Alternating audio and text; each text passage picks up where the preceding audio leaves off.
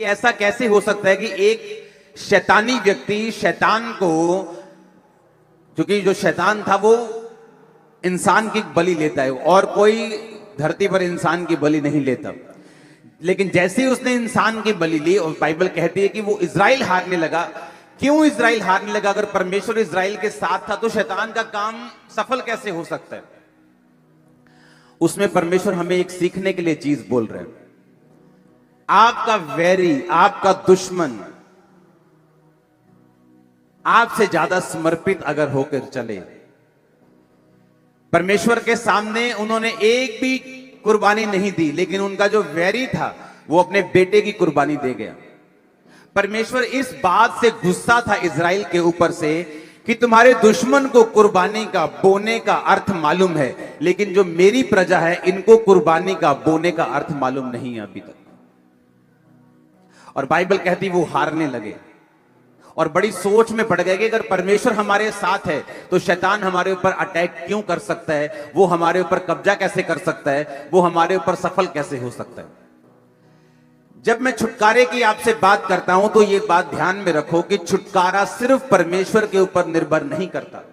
ये 50-50 की गेम है, जहां 50% आपका और 50% परमेश्वर का होगा।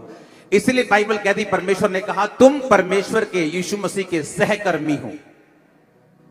तुम्हें नौकर नहीं बोला गया, उसने कहा तुम प्रभु यीशु मसीह के सहकर्मी हो, तुम उसके साथ मिलकर कार्य करते हो। जब मैं छुटकारे की बात करता हूं, चाहे वो आपके परिवार का छुटकारा हो, चाहे वो आपके फाइनेंस का छुटकारा हो, चाहे वो आपके शरीर का छुटकारा हो, चाहे वो आपकी स्पिरिचुअल लाइफ में शैतान से छुटकारा हो, ये सारे छुटकारे आप पर निर्भर नहीं करते, ना ही परमेश्वर पर निर्भर करते हैं। ये आप और परमेश्वर दोनों पर निर्भर करते हैं। कितने मेरी बात को समझ रहे हैं? इसलिए जब हम वचन में चलते हैं हमें मालूम होता है कि परमेश्वर आपको छुटकारा देना चाहता है, लेकिन मुझे परमेश्वर के वचन की शिक्षा को लेना होगा, मुझे छुटकारे की शिक्षा को लेना होगा, मुझे परमेश्वर को और शैतान की चीजों को समझना होगा, और उस रीति के साथ वो छुटकारा जो मैं अपने परिवार का चाहता हूं, अपने फाइनेंस का चाहता हूं, अपनी जिंदगी का चाहता हूं, मेरी जिंदगी में एंटर कर सकेगा। क्योंकि होता क्या है, जब विश्वासी परमेश्वर में आता है वो सारी चीजें परमेश्वर पर छोड़कर परमेश्वर की ओर देखता रहता है। और बाइबल कहती, परमेश्वर ने कहा मैंने तुम्हें सांपों और बिच्छुओं को रौंदने का और शत्रु की सारी सामर्थ्य पर अधिकार दिया है, किसी भी वस्तु से तुम्हें कुछ भी हानि नहीं होगी। हम परमेश्वर की ओर देख रहे हैं कि वो दुष्ट आत्मा को दूर करेगा, और परमेश्वर हमारी ओर देख रहे हैं कि तू कब समझेगा कि मैंने तुझे दुष्ट आत्मा के ऊपर अधिकार दिया है। हम परमेश्वर की ओर देख रहे हैं और परमेश्वर हमारी ओर देख रहे हैं। इसलिए जब आप ये छुटकारे का वचन सुनते हैं, आपको मालूम होता है कब परमेश्वर की ओर देखना है और कब अपना काम करना है जो परमेश्वर ने मुझे अधिकार दिए हैं करने के लिए। हालेलुया। अगर आपको छुटकारा चाहिए, एक छुटकारा जो एक औरत मांग रही है अपने पति के लिए, क्योंकि जो नशा करता है, जो उसकी बात को नहीं सुनता, एक छुटकारा जो मां मांग रही है अपने बेटे के लिए, अपनी बेटी के लिए जो बिगड़ चुकी, एक छुटकारा जो एक आदमी अपने फाइनेंस का परमेश्वर से मांग रहा है, एक छुटकारा जो एक औरत अपने शरीर का अपनी बीमारियों से मांग रही, एक छुटकारा जो आप अपने फाइनेंस का अपनी फैमिली का मांग रहे हैं, एक छुटकारा जो आप अपनी स्पिरिचुअल लाइफ का मांग रहे हैं, शैतान से, जादू टोनों से मांग रहे हैं। ये सारे छुटकारे निर्भर करते हैं। पहला पॉइंट जो आज के वचन का है, उत्पत्ति 26 उसकी 24 आयत, दानियल 2 उसकी 18 से 19 आयत, भजन संहिता 17 उसकी 3 आयत, प्रेरितों के काम 18 उसकी 9 आयत। ये 4 आयत अब मैं पढ़ूंगा और बाकी अगले पार्ट में पढ़ूंगा। उत्पत्ति 26 उसकी 24 आयत लिखा, उसी दिन यहोवा ने रात को उसे दर्शन देकर कहा, मैं तेरे पिता अब्राहम का परमेश्वर हूं, मत डर, क्योंकि मैं तेरे साथ हूं और मैं अपने दास अब्राहम के कारण तुझे आशीष दूंगा और तेरा वंश बढ़ाऊंगा। सब बोलो आमीन। दानियल 2 उसकी 18 से 19 आयत, इस भेद के विषय में स्वर्ग के परमेश्वर की दया के लिए यह कहकर प्रार्थना करो। दानियल कहता है कि प्रार्थना करो कि बेबीलोन के और सब पंडितों के संग दानियल और उसके संगी भी नष्ट ना किए जाएं। 19 आयत में लिखा, तब वह भेद दानियल को रात के समय दर्शन के द्वारा प्रकट किया गया। इसहाक को परमेश्वर ने दर्शन दिया, बाइबल कहती है उसी दिन यहोवा ने रात को, उत्पत्ति 26 उसकी 24 आयत में लिखा। डैनियल को भी बाइबल कहती है परमेश्वर ने जब दर्शन दिया तो परमेश्वर ने कहा रात को। भजन संहिता 17 उसकी 3 आयत। मैं इसे हिंदी और इंग्लिश दोनों में पढ़ूंगा। तूने मेरे हृदय को जांचा है, thou hast proved my heart, thou hast visited me in the night। English में लिखा खुदा तूने मुझे रात को विजिट किया है। भजन संहिता में कंप्लीट हिंदी में नहीं लिखा, उसने हिंदी में लिखा रात में तूने मुझे देखा है, यहां देखा नहीं है। क्योंकि अगर इसको इब्रानी भाषा में हम असली भाषा में निकालें, जिस भाषा में बाइबल लिखी गई थी, उस वचन को हम समझेंगे, असली भाषा में उस वचन को पढ़ेंगे, जिसका मतलब है पकड़। हिंदी में भी है ना ये शब्द पकड़। इब्रानी भाषा में विजिट का मतलब है किसी के पास जाना, विजिट करना, अपने रिश्तेदार के पास। जब कोई बीमार होता है हॉस्पिटल में आप विजिट करते हैं, उसका इब्रानी भाषा में मतलब है पकड़, जिसका मतलब है विजिट करना। तो इब्रानी भाषा की असली जो बाइबल है उसमें लिखा हुआ है कि तूने रात को मुझे विजिट किया है। अपने पड़ोसी को बोलो रात को। फिर प्रेरितों के काम 18 उसकी 9 आयत को मैं पढ़ूंगा, उसमें भी लिखा प्रभु ने एक रात दर्शन के द्वारा पौलुस से कहा मत डर वरन कहे जा और चुप ना रहे। सब बोलो आमीन। एक और वचन में पढ़ना चाहूंगा, लूका 6 उसकी 12 आयत। उसमें लिखा उन दिनों में वह पहाड़ पर प्रार्थना करने गया और परमेश्वर से प्रार्थना करने में सारी रात बिताई। फिर से बोलो रात। उत्पत्ति 32 उसकी 24 आयत को मैं पढ़ना चाहूंगा, उसमें लिखा याकूब आप अकेला रह गया और कोई पुरुष पौ फटने तक, यानी सारी रात उससे मल्ल युद्ध करता रहा। फिर से बोलो सारी रात। अगर आप क्रिश्चियन हैं, संपूर्ण छुटकारा चाहते हैं, तो ये बात मेरी ध्यान से सुनना, कान में स्पिरिट में आज सुन के नहीं, इसको गाड़ के लेके जाना। अगर आपकी रात आपके काबू में नहीं है, आप कभी संपूर्ण छुटकारा नहीं हासिल कर सकते। आप जितने मर्जी बड़े बिशप के, अपोस्टल के, पास्टर के बेटे क्यों नहीं हैं, आप जितने मर्जी बड़े दान देने वाले क्यों नहीं हैं, अगर आपकी रात आपने काबू में नहीं की, आप छुटकारा नहीं पा सकते। आम लोगों के लिए रात सोने के लिए है। रात हो गई सो जाओ। मेरे और आपके लिए रात खुदा से मिलने के लिए है। वो क्या कहता है, वो क्या चाहता है, वो क्या कहना चाहता है। रात को डर लगता है लोगों को, लगता है कि नहीं लगता? आपको मालूम बाइबल क्या कहती है? बाइबल कहती है यहोवा घोर अंधकार में रहता है।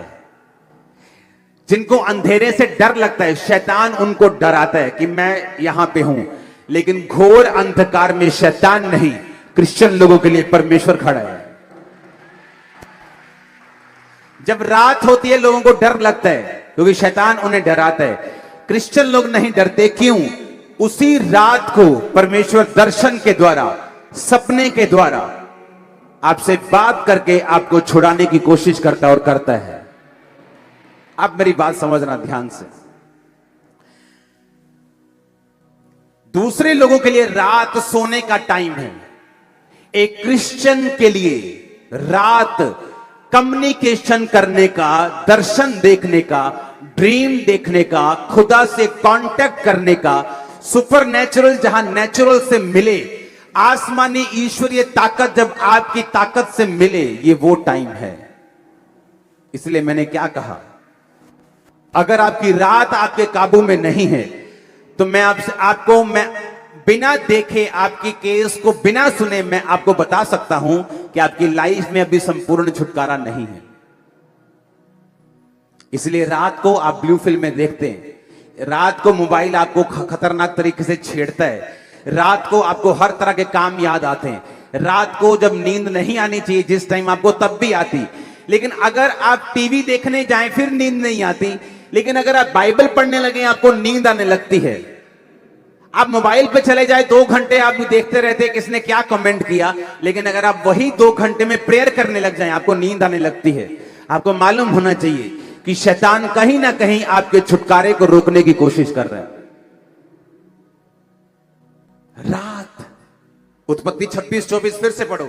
उसी दिन यहोवा ने इसहाक को रात में, बोलो कहां पर, वो रात में उसके दर्शन में आया, रात को उसके सपने में आया। लेकिन लोगों को यह नहीं मालूम, जब आप अपने भाई से मिलने के लिए जाते हैं, जब आपकी बहन की बेटी की शादी होती है और आप 1 साल बाद उससे मिलने के लिए जाती हैं, आप कैसे जाती हैं? तैयार होके, अच्छे कपड़े डाल के, महंगा हो चाहे वो सस्ता हो, पर साफ सुथरे कपड़े डाल के, अच्छी तरह से तैयार होके, थोड़ा सा गिफ्ट लेके आप उससे मिलने के लिए जाते हैं। और क्रिश्चियन लोगों को मालूम है कि इस रात को ही परमेश्वर मुझे दर्शन देता है, पर वो तैयारी नहीं करते रात को परमेश्वर से मिलने की, वो तैयारी नहीं करते रात को परमेश्वर उन्हें टच कर सके, वो उस तैयारी के साथ नहीं सोते। आप टीवी देख के सोएंगे, परमेश्वर दर्शन नहीं देगा आपको। मेरा एक्सपीरियंस मैं आपको बता रहा हूं। आप टीवी से कट होके रात को टीवी देखना सोने से पहले छोड़ दीजिए, मोबाइल देखना छोड़ दीजिए, फालतू की चीजें छोड़ दीजिए, जस्ट प्रेयर कर कीजिए और सो जाइए। देखिए क्या होता है आपकी लाइफ।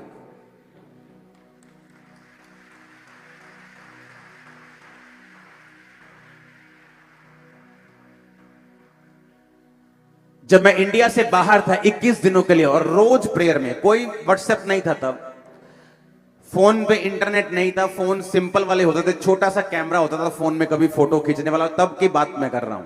तब इतने बड़े बड़े स्मार्टफोन नहीं थे,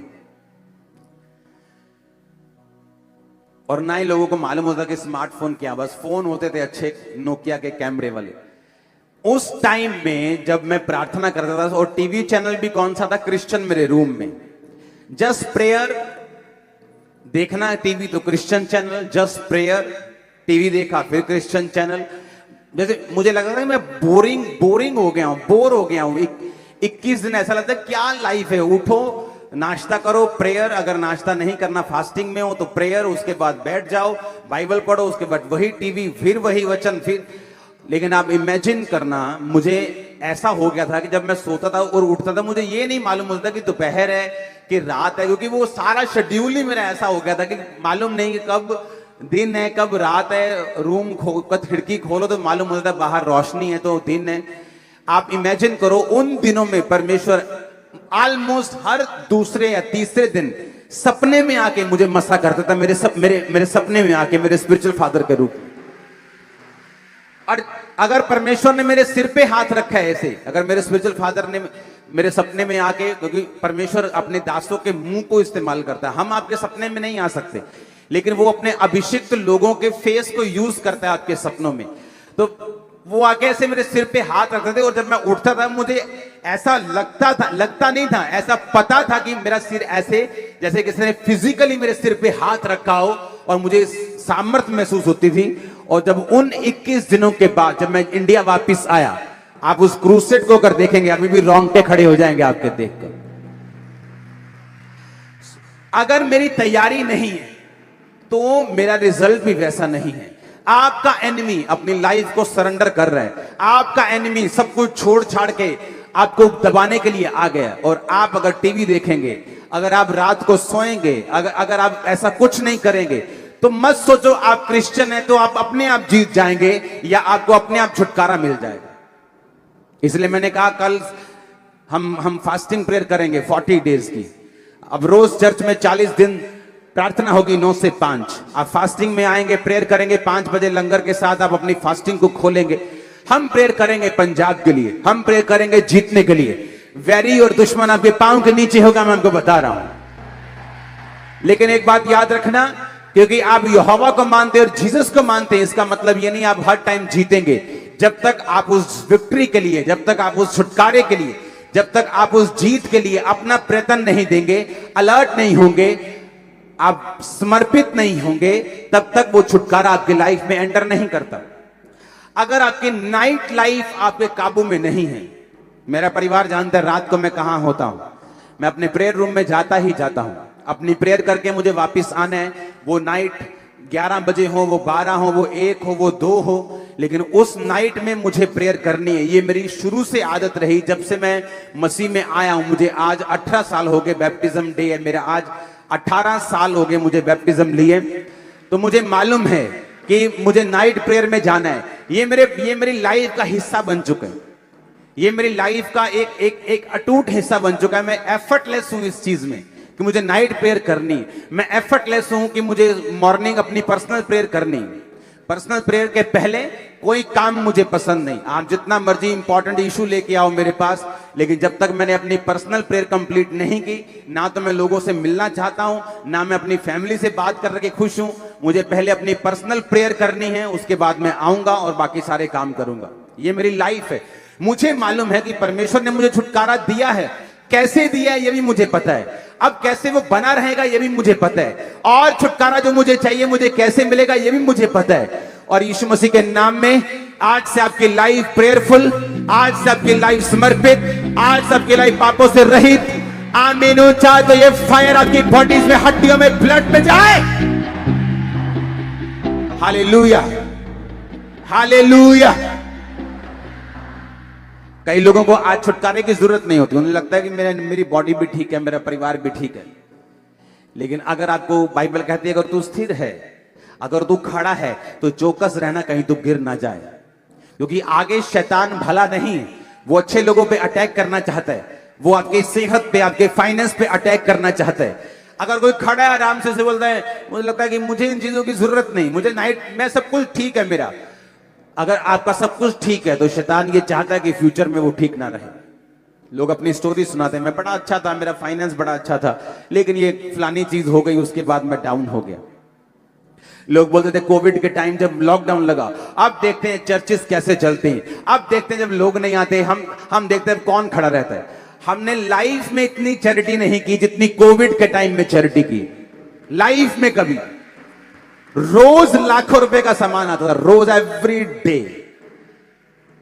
क्योंकि हमारा छुटकारा फाइनेंस पे निर्भर नहीं करता, देश की इकोनॉमी पे निर्भर नहीं करता, हमारा छुटकारा निर्भर करता है कि हम परमेश्वर के वचन को किस रीति से जानते हैं।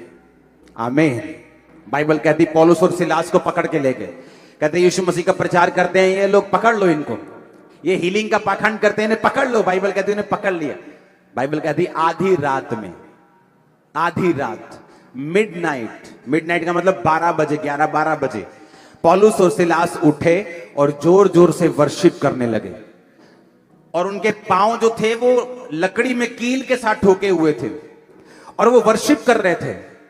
और कैदी देख रहे थे और सुन रहे थे। कैदी सोच रहे थे शायद इनको मार ज्यादा पड़ गई है, थोड़े मेंटल असर हो गया इन पे, थोड़ा अटैक हो गया ना दिमाग पे, तो शायद थोड़ा घबरा गए ये लोग।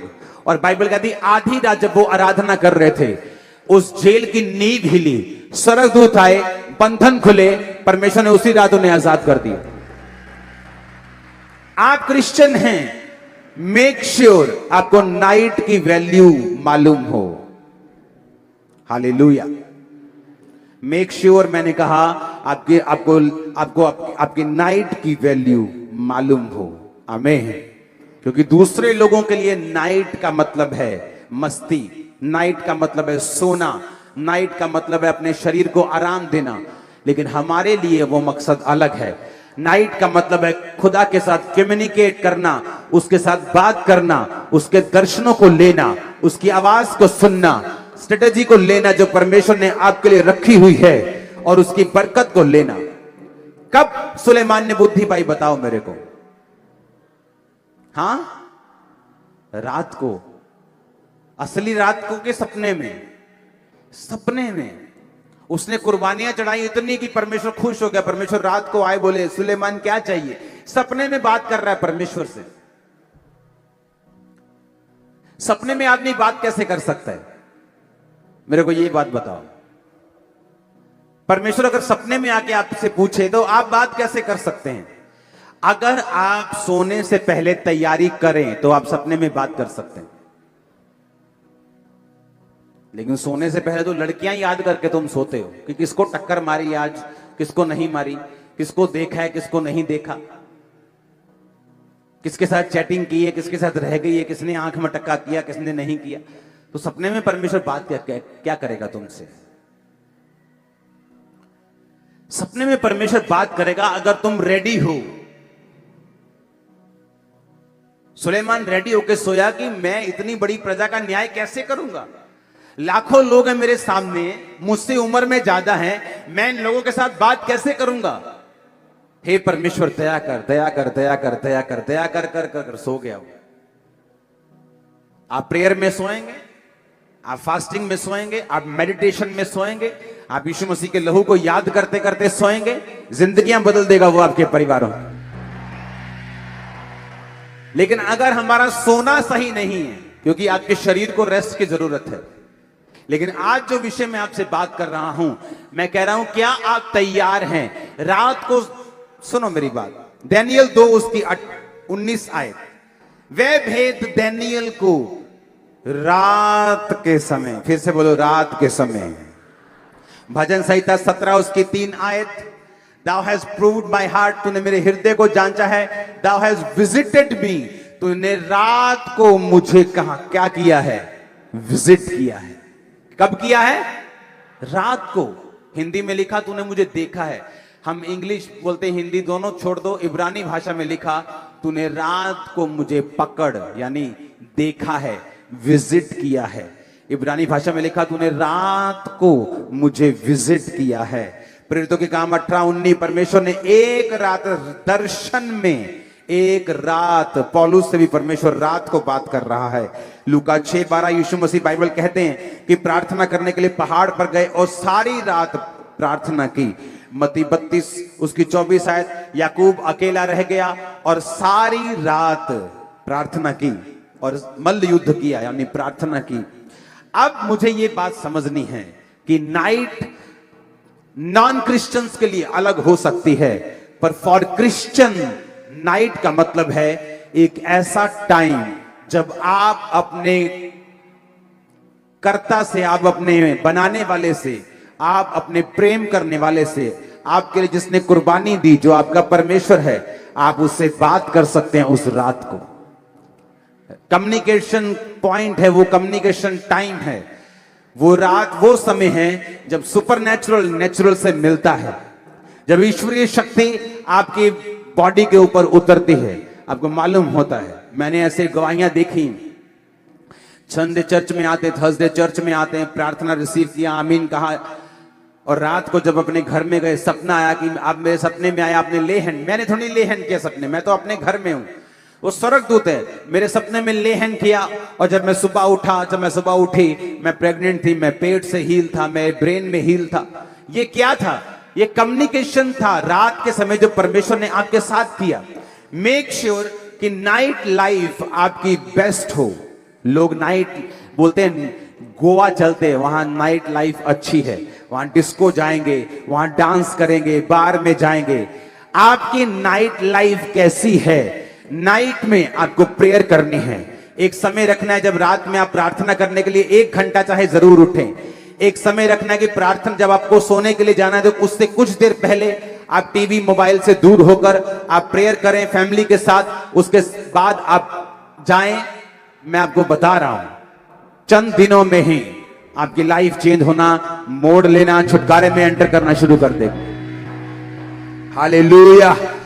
एक बार ऊंची आवाज में हालेलुया। बाहर जाना चाहिए कैमरा गेट के, ऊंची आवाज में हालेलुया। आमीन, आमीन। मेक श्योर आप रात को सोने से पहले आपकी गतिविधियां क्या हैं, आप क्या करते हैं सोने से पहले? आप गप्पे मार के सोते हैं। मैंने ऐसे क्रिश्चियन लोग देखे हैं 40 साल से क्रिश्चियन, लेकिन रात को उनका टीवी बंद नहीं होता। 6 घंटे 5 घंटे लगातार वो टीवी देखते हैं। ऐसा नहीं कि 1 2 3 4 साल में कुछ हो जाएगा, लेकिन जब एक टाइम आता है जब आपकी बॉडी इतनी कमजोर होती, कई बार लोग क्या करते हैं, खाना अच्छा नहीं खाते, डाइट अच्छी नहीं लेते, बोलते नहीं नहीं नहीं सब ठीक है, मैं कौन सा बीमार हूं। धीरे धीरे बॉडी जब कमजोर होती, जस्ट कोविड आया, चढ़ गए, जस्ट मलेरिया आया, ओ एकदम से फलाने चीज डाउन हो गई, जस्ट कुछ अटैक हुआ, खत्म। क्योंकि बॉडी की इम्यूनिटी आपने लो करके रखी है, आपने ध्यान नहीं दिया। आप बोलते हो मैं ठीक हूं, वो ठीक है, कोई बात नहीं, लेकिन जब अटैक होता है तब मालूम होता है आपकी बॉडी में कितनी इम्यूनिटी है। उसी तरह से स्पिरिचुअल लाइफ है, आपकी लाइफ में कोई फर्क नहीं पड़ता, आप चलते जाते, लेकिन जब डेविल अटैक करता है, पता वो बंदा किथे गया, पता नहीं किथे चला गया, झड़ गया जी, उड़ गया जी, वो तो दारू पींदा जी, हूं तो नशे करता है। क्योंकि इम्यूनिटी को बना के नहीं रखा आपने, सिस्टम बना के नहीं रखा आपने, स्पिरिचुअल इम्यूनिटी इतनी लो कर ली कि जब शैतान ने अटैक किया आप उसको सरवाइव नहीं कर सके। बाइबल कहती धर्मी पर भी मुसीबत आएगी और पापी पर भी मुसीबत आएगी। ना तो धर्मी मुसीबत आने से रोक सकता है, ना पापी मुसीबत आने से रोक सकता है। पर बाइबल कहती धर्मी 7 बार भी मुसीबत में पड़ेगा तो भी उठ खड़ा होगा, और पापी का क्या ठिकाना। आप फिर से खड़े हो जाएंगे, फिर से स्ट्रांग हो जाएंगे, फिर से गवाही देने योग्य हो जाएंगे, लेकिन पापी उन दिनों में आपको मिलेगा नहीं। ये आपने डिसाइड करना है। ये मेरा फैसला सी, मैं अपने जीवन दे विच की करना, ये तुहाडा फैसला तुसी की करना। प्रेयर करनी है रात नूं कि नहीं करनी, सोने तो पहला की करना है की नहीं करना, ये तुहाडा फैसला है, ये आपका फैसला, मेरा फैसला नहीं। मैंने अपनी लाइफ का फैसला करना है, आपने अपनी लाइफ का फैसला करना है। आमीन। इसलिए मैंने कहा छुटकारा मांगते सब हैं, पाते कम हैं। दौड़ते सब हैं, लेकिन गोल्ड मेडल वही लेके जाता है जिसने दिन रात एक किया हो, जिसने अपने जीव को काबू में रखा हो, जिसने सेक्रीफाइस किए हों। आज वो डॉक्टर्स जिनके पास आप जाते हैं और हजार रुपए 1-1, 2-2 मिनट मिलने की